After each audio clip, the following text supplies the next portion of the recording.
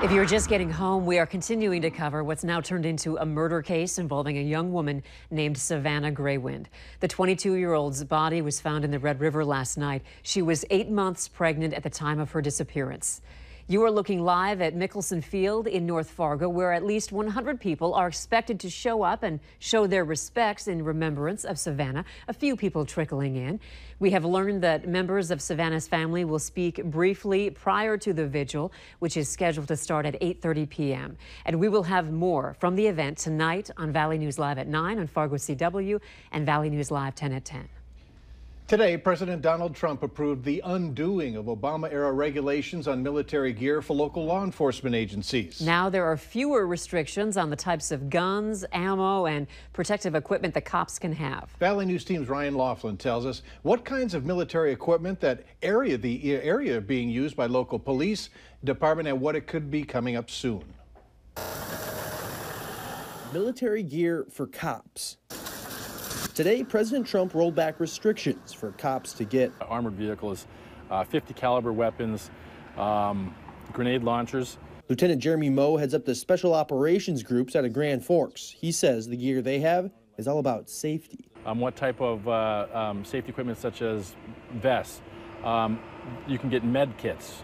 You can get flashlights that go on weapons. The military equipment the Grand Forks Police Department has is mostly helmets and flashlights.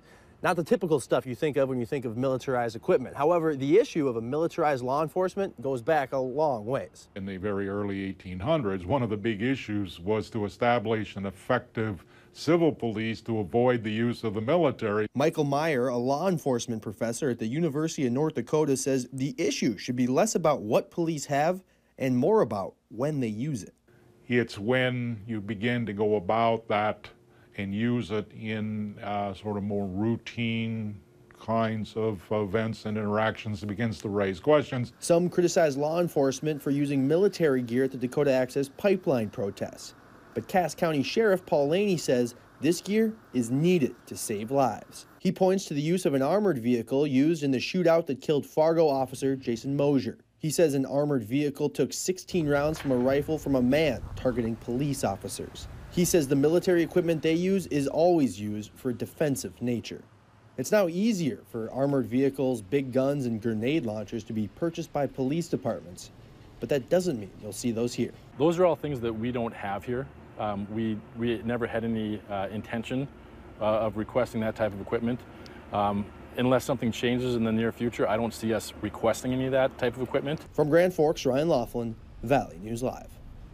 Grand Forks does have a military Humvee. It's not armored and it is used for search and rescues. Fargo and Grand Forks both have armored vehicles at their disposal, but they did not come with military surplus sales. Fargo law enforcement said that they'd consider getting another armored vehicle if it was the right situation, but there are no plans on expanding their military equipment.